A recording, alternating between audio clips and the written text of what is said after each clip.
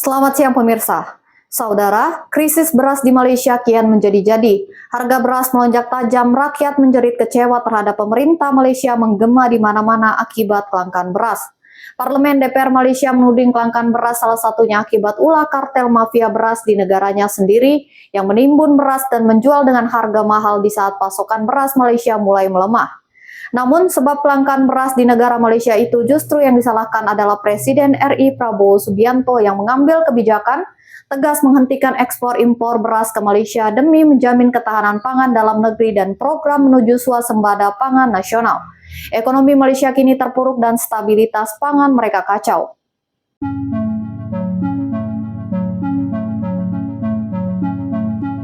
Krisis beras di Malaysia semakin menjadi-jadi.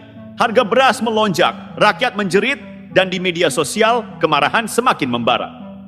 Tapi yang menarik, bukannya introspeksi dan memberantas biang kerok di dalam negeri, beberapa pihak malah mencari kambing hitam ke luar negeri, menyalahkan kebijakan Presiden Prabowo yang menghentikan ekspor beras ke Malaysia. Pertanyaannya, benarkah ini murni akibat kebijakan Prabowo? Atau ini hanya narasi pengalihan, sementara permainan kartel dibiarkan merajalela? Mari kita bongkar satu persatu. Krisis beras di Malaysia bukan barang baru. Dari tahun ke tahun, masalah ini selalu muncul. Beras tempatan langka, harga naik, pemerintah sibuk cari alasan, rakyat tetap menderita. Coba kita pakai logika sederhana. Jika Malaysia selama ini benar-benar swasembada, kebijakan Prabowo menghentikan ekspor beras tidak akan berdampak besar. Kenapa? Karena negara yang swasembada tidak akan goyah hanya karena satu negara menghentikan pasokan. Faktanya, Malaysia tidak swasembada. Mereka hanya mampu memproduksi sekitar 60% kebutuhan berasnya. Sementara 40% sisanya berasal dari impor. Dan siapa yang selama ini banyak menyuplai beras ke Malaysia? Indonesia dan Thailand. Ketika Prabowo memutuskan untuk stop ekspor beras ke Malaysia, alasannya jelas, Indonesia ingin menjaga ketahanan pangan sendiri. Bukannya tidak peduli pada negara tetangga, tapi lebih peduli pada rakyatnya sendiri.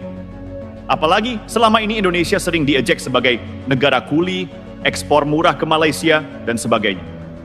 Nah, ketika Indonesia mulai bangkit dan berpikir untuk menyejahterakan rakyatnya dulu, kenapa tiba-tiba Malaysia panik?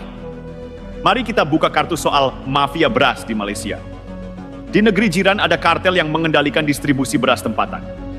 Modusnya sederhana, beras tempatan dicampur dengan beras impor, lalu dijual dengan harga lebih tinggi, seolah-olah itu adalah beras impor sepenuhnya. Beras tempatan dikemas ulang jadi beras impor, lalu dijual lebih mahal. Pasokan beras tempatan disembunyikan agar harga naik dan keuntungan lebih besar. Dari mana kita tahu ini? Dari pengusaha-pengusaha sendiri yang membocorkan praktik ini. Bahkan ada yang terang-terangan menyebut bahwa ini adalah bisnis besar yang melibatkan jaringan luas, termasuk pihak-pihak yang seharusnya bertindak melindungi rakyat. Jadi jangan heran kalau beras tempatan selalu hilang di pasaran, kecuali saat ada program jualan murah.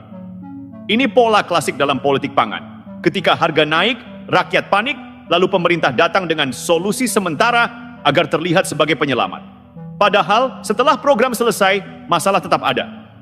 Dan pertanyaannya, kenapa kartel ini dibiarkan hidup? Lihat pernyataan-pernyataan pejabat Malaysia. Beras tempatan tak cukup, masih dalam kajian, undang-undang terbatas. Narasi ini sudah diputar ulang bertahun-tahun, tapi solusi konkret tidak ada. Lebih lucu lagi, ketika ada bencana seperti banjir di Kedah, tiba-tiba semua masalah dilempar ke sana. Seolah-olah baru kali ini Malaysia mengalami banjir, seolah-olah baru kali ini petani rugi. Lalu, kenapa tiba-tiba ada beras saat program jualan murah? Kenapa sebelumnya dibilang langka tapi mendadak bisa muncul? Ini semakin menguatkan dugaan bahwa ada permainan tangan-tangan tersembunyi yang mengendalikan stok beras di Malaysia.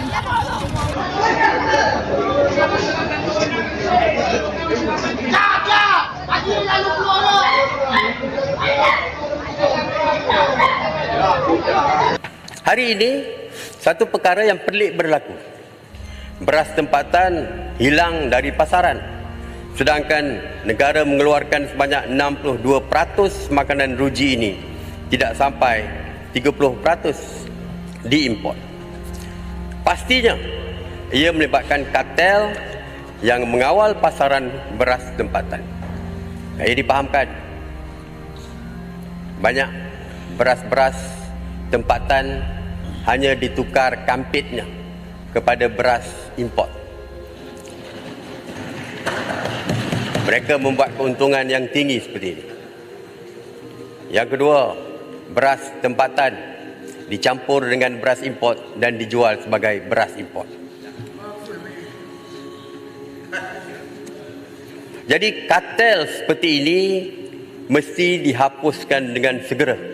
Berkaitan dengan Puan Zara punya statement pasal padi sawah, saya tekankan sekali lagi, yang kita pelik 2022 pilihan raya bulan 11, bulan 10 sebelum pilihan raya banyak lagi beras-beras tempatan. Tak ada masalah, boleh jumpa kat mana-mana pun.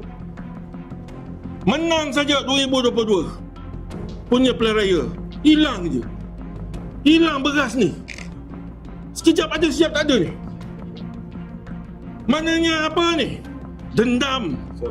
Dendam oleh pihak tertentu, kartel-kartel ni yang lihat Melayu monopoli digunakan kesempatan yang dikuasai oleh DAP sekarang. Rakan lain pun telah menyebut, tadi Menteri tak jelaskan mana pergi beras tempatan yang lebih banyak patut daripada beras import.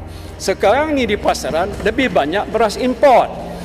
Saya bertemu dengan satu orang pengusaha pengedar beras yang agak terbesar di Malaysia.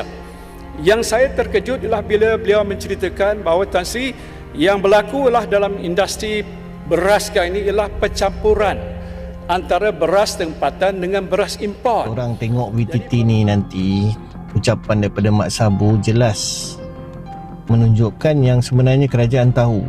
Bukan beras tempatan hilang, tak cukup, tak ada. Dia orang pun tahu sebenarnya beras tempatan ni telah pun di-repack menjadi beras import. Dan jelas dekat sini bila Mak Sabu sendiri cakap, kan, kalau kerajaan nak, kita kena layan lah. Kenapakah beras putih tempatan ni ada ketika pilihan raya kecil dan juga ketika jualan madani? Masa lain tidak ada. Kenapa masa itu saja ada? Terima kasih. Betul. Ini soal penguatkuasaan. Bila kerajaan minta, dia mesti layan. Bila kerajaan tak minta, akta campuran beras dan sebagainya. Hebat Menteri, jawab ikhlas. Ikhlas. Assalamualaikum. Sahabat orang kampung. Mana pergi beras tempatan? Selepas dia ambil daripada sawah padi ni, mana pergi beras tempatan? Adakah dia disorok? Adakah dia dipack menjadi beras import? Jual mahal beras import. Kita boleh detect sebenarnya lah. Antara cadangan saya ialah kita memasang chip pada setiap biji beras. Susah. Dr. Kursi, cari apa tu? Dr. Kursi dekat kawasan banjir ni. Jadi nak cari beras. Ada orang tu cakap beras hilang 5.3 juta kampit. Mana dah tahu jumpa beras tadi. Dah lah nak cari beras tu. Kelangkaan beras di Malaysia saat ini terus memberikan rasa was-was pada masyarakat. Rakyat Malaysia berharap masalah kekurangan beras tempatan dan tingginya harga beras bisa cepat diatasi oleh pemerintah negaranya.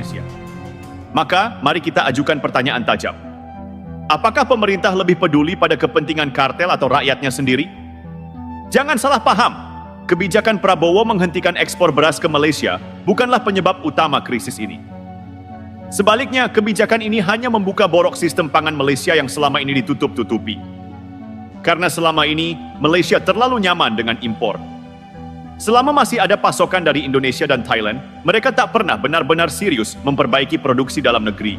Sekarang, ketika Indonesia fokus swasembada, barulah mereka kalang kabut, tapi alih-alih introspeksi, mereka malah mencoba mengalihkan isu ke Indonesia.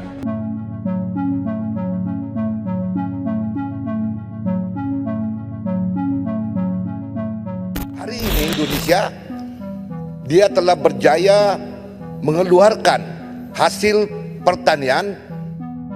Malaysia cemas dengan tingginya harga impor di bidang pangan. Mereka merasa iri dengan keberhasilan Indonesia dalam sektor pertanian, terutama dengan program Lumbung Pangan Nasional yang berhasil meningkatkan produksi dan ketahanan pangan negara. Presiden Prabowo Subianto menegaskan target pemerintahannya untuk membawa Indonesia mencapai swasembada pangan dan menjadi lumbung pangan dunia dalam 4 hingga 5 tahun ke depan. Luar biasa. Sekarang Indonesia harus teguh pada kebijakannya. Kita sudah terlalu lama jadi negara yang hanya dieksploitasi, mengirimkan hasil bumi murah ke luar negeri, lalu membeli kembali dengan harga mahal. Saat ini Indonesia sedang membangun ketahanan pangan sendiri. Prabowo berupaya memastikan rakyat Indonesia tidak perlu antre beras, tidak perlu panik karena impor, dan bisa berdiri di atas kaki sendiri. Maka jangan goyah hanya karena Malaysia panik. Jika mereka ingin beras, silakan produksi sendiri atau cari negara lain. Kita bukan lagi bangsa yang mau disetir demi kepentingan asing. Dan kepada rakyat Malaysia, kalian punya masalah besar di dalam negeri sendiri. Fokuslah memperbaiki sistem pangan sendiri, berantas kartel, dan perbaiki kebijakan distribusi. Jangan hanya mencari kambing hitam ke negara lain. Indonesia sedang menuju swasembada, Malaysia masih berkutat dengan kartel. Dua negara, dua nasib berbeda. Pertanyaannya, apakah Malaysia akan tetap menyalahkan negara lain atau mulai memperbaiki diri? Dan bagi kita di Indonesia, apakah kita akan terus maju dengan kebijakan pangan mandiri atau kembali jadi kuli yang mengekspor murah demi negara lain? Keputusan ada di tangan kita. Sekarang pertanyaannya, apa yang harus dilakukan Indonesia? Kita sudah melihat betapa kacaunya sistem pangan Malaysia. Beras tempatan hilang entah kemana, kartel beras merajalela, dan pemerintahnya sibuk beralasan. Sekarang mereka mulai memainkan sentimen politik dan menyalahkan kebijakan Indonesia. Jangan lupa, ini bukan pertama kali Malaysia menggunakan taktik seperti ini. Dulu, mereka memanfaatkan tenaga kerja Indonesia murah, kemudian menyalahkan pekerja migran ketika ada masalah sosial. Dulu, mereka mengimpor sawit Indonesia, lalu ikut kampanye anti sawit demi melindungi industri sendiri. Dulu, mereka menikmati pasokan bahan pangan dari Indonesia, lalu meremehkan produk kita di pasar global. Sekarang, ketika Indonesia mulai membenahi diri, mereka panik dan mulai bermain narasi lagi. Maka Indonesia harus tegas. Kita tidak boleh mundur satu langkah pun. Kebijakan stop ekspor beras ke Malaysia harus tetap berjalan. Jangan karena tekanan politik, kita kembali jadi negara budak yang mengorbankan pangan sendiri demi kenyamanan negara lain. Jangan lupa, ini adalah peluang emas untuk mewujudkan kedaulatan pangan Indonesia.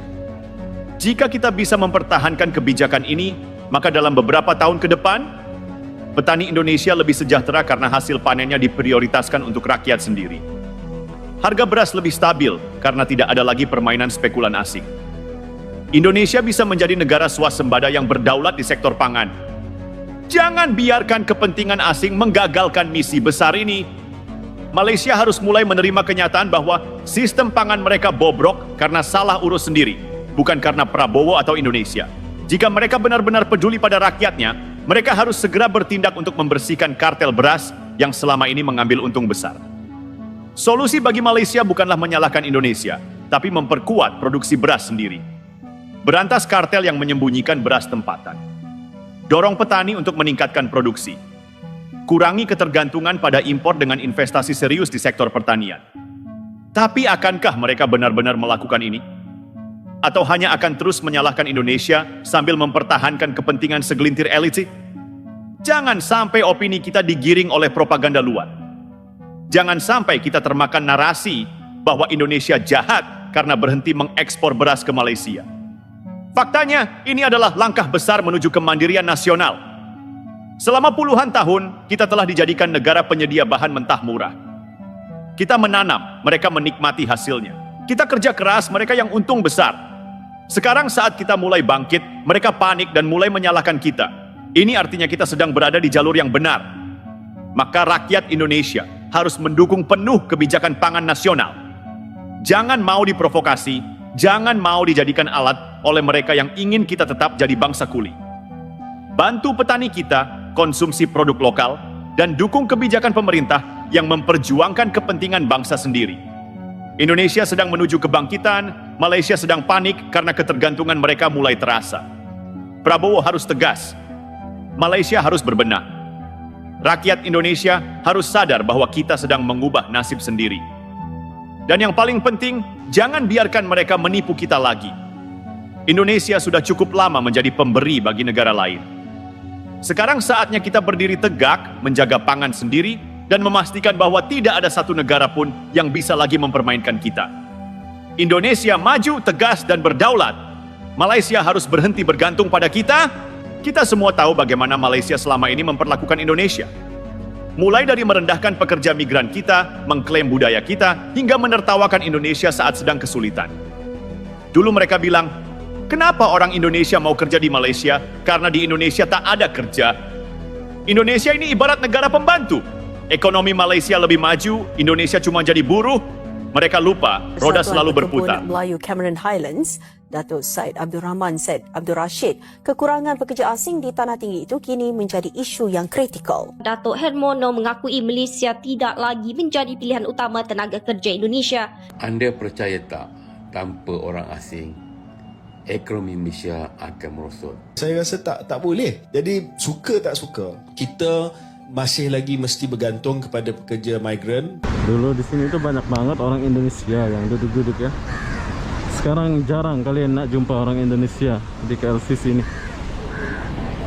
Dulu, banyak orang Indonesia yang memilih Malaysia sebagai negara tujuan untuk bekerja, namun sekarang Malaysia sudah tidak lagi diminati orang Indonesia. Banyak anak muda Indonesia yang lebih memilih pergi ke Korea atau Jepang. Alasannya sudah pasti, karena gaji di sana jauh berkali lipat lebih besar daripada di Malaysia. Hari ini Malaysia sedang panik luar biasa karena krisis beras. Dan tahukah siapa yang mereka salahkan? Indonesia! Mereka tak sadar bahwa ini bukan soal karma, tapi keadilan sejarah. Indonesia berhenti menjadi negara budak. Dulu kita dieksploitasi, sekarang kita sedang mengambil hak kita kembali. Dulu mereka menikmati hasil pertanian Indonesia dengan harga murah. Sekarang ketika kita menghentikan ekspor beras, mereka kalang kabut. Dulu mereka sombong dan merasa lebih unggul dari kita. Sekarang mereka baru sadar bahwa mereka sangat bergantung pada kita. Ini bukan sekadar soal harga beras.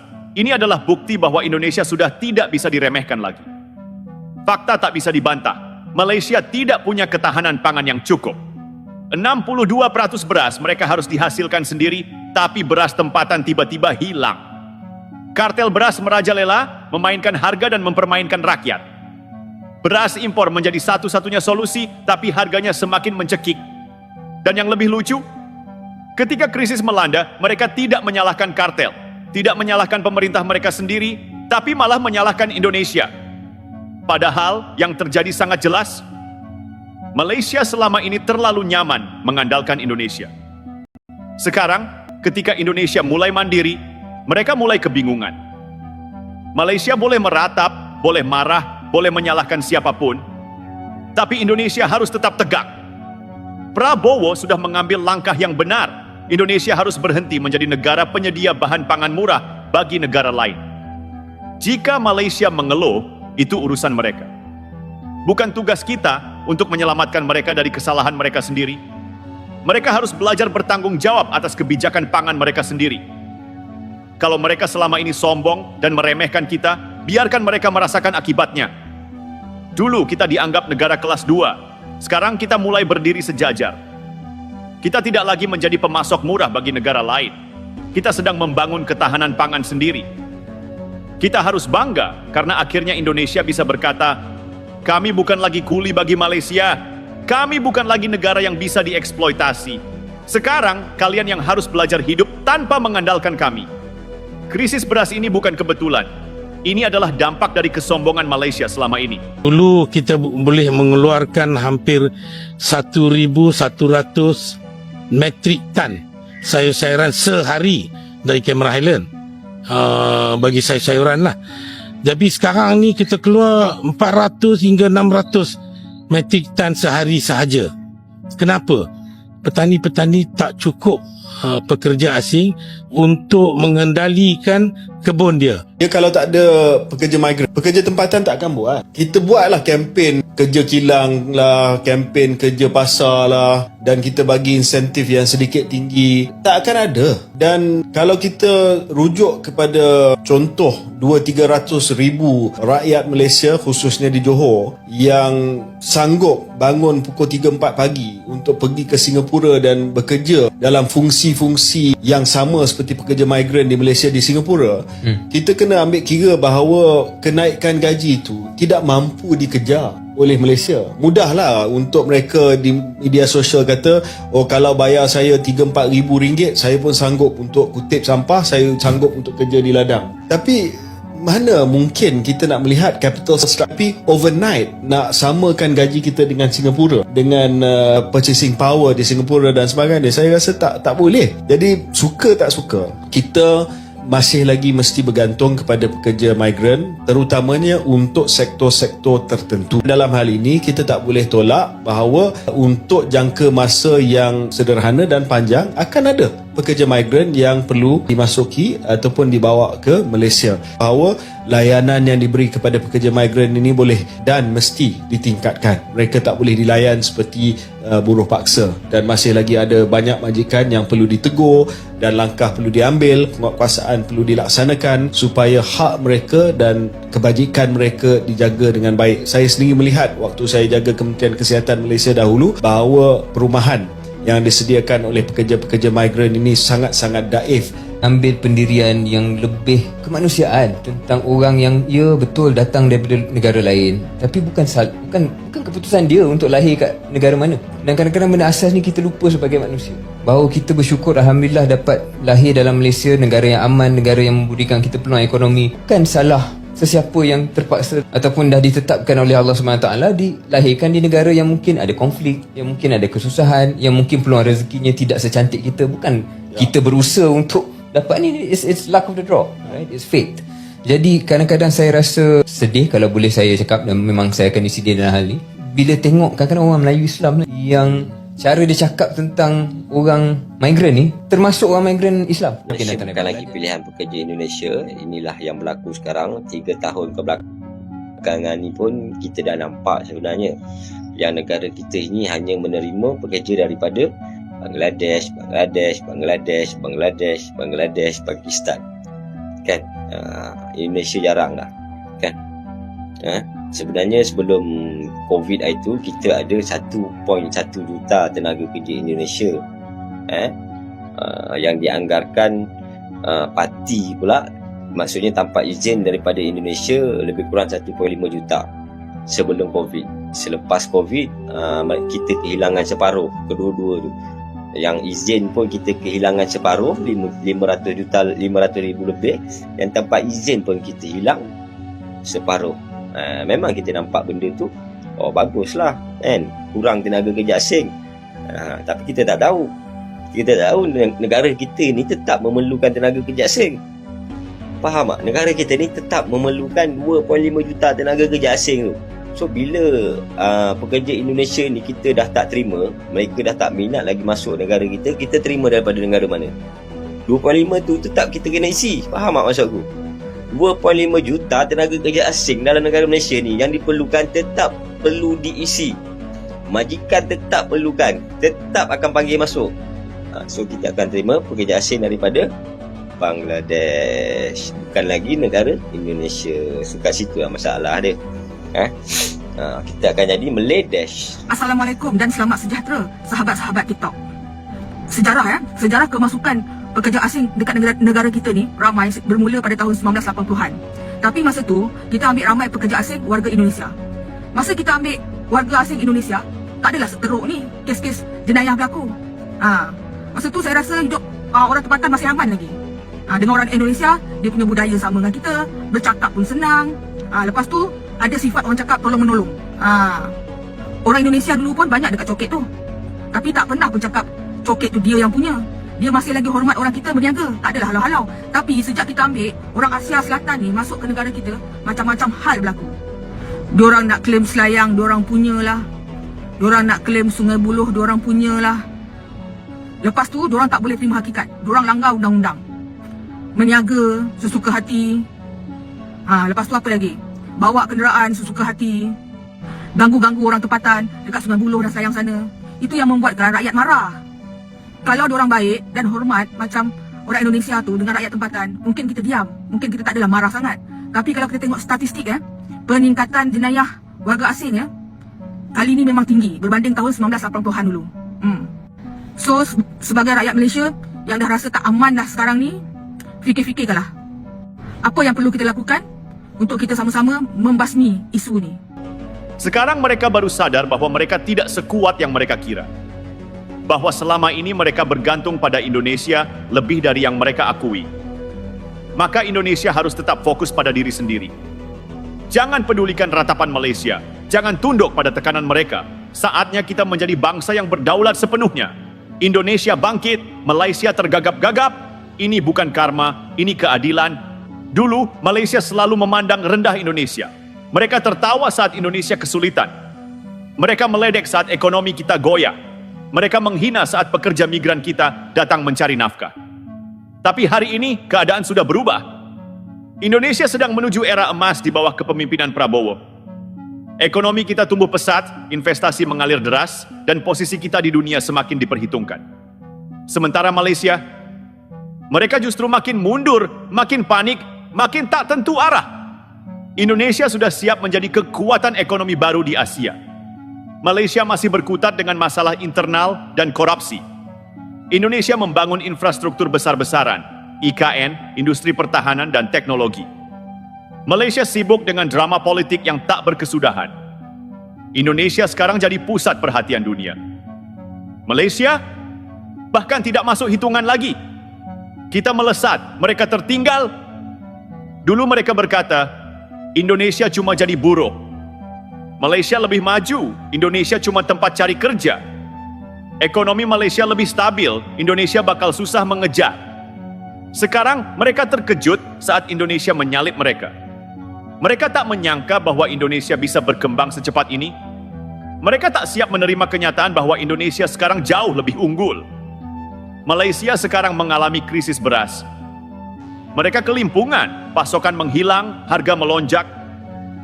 Dan tahukah siapa yang mereka salahkan? Indonesia. Mereka panik karena Indonesia tidak lagi menjadi pemasok murah bagi mereka. Mereka lupa bahwa selama ini mereka bergantung pada kita.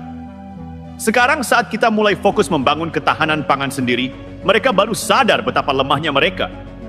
Bukan hanya soal beras, tapi seluruh ekonomi Malaysia mulai terasa rapuh.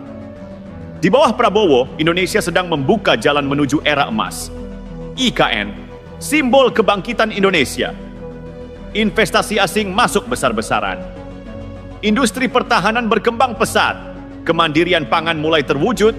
Indonesia tak lagi bergantung pada negara lain. Sementara Malaysia, mereka semakin bingung harus kemana. Ekonomi mereka stagnan, politik mereka amburadul, dan mereka kehilangan arah. Dulu mereka memandang Indonesia sebelah mata. Sekarang mereka hanya bisa iri melihat kemajuan kita. Roda telah berputar. Indonesia sekarang di atas. Malaysia harus menerima bahwa Indonesia bukan lagi negara yang bisa mereka remehkan. Mereka boleh menyesal, mereka boleh panik, mereka boleh marah. Tapi satu hal yang pasti, Indonesia sedang menuju era keemasan dan tidak ada yang bisa menghentikannya. Dulu Malaysia selalu memandang rendah Indonesia. Mereka tertawa saat kita jatuh, mereka menghina saat kita berjuang, mereka sombong seolah-olah mereka jauh lebih maju. Tapi hari ini, siapa yang tertawa, siapa yang menangis? Indonesia bergerak maju, ekonomi tumbuh pesat, industri melonjak, investasi berdatangan. Sementara Malaysia, mereka justru terjebak dalam krisis.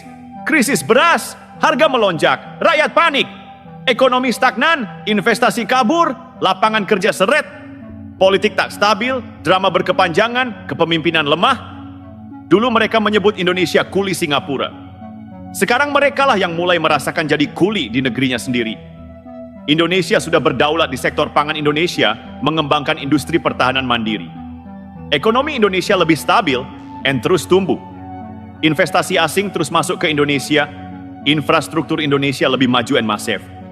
Sementara Malaysia, krisis pangan menggila, ketergantungan impor terlalu tinggi, korupsi merajalela, kebijakan tak jelas, politik penuh drama dan tarik ulur kekuasaan.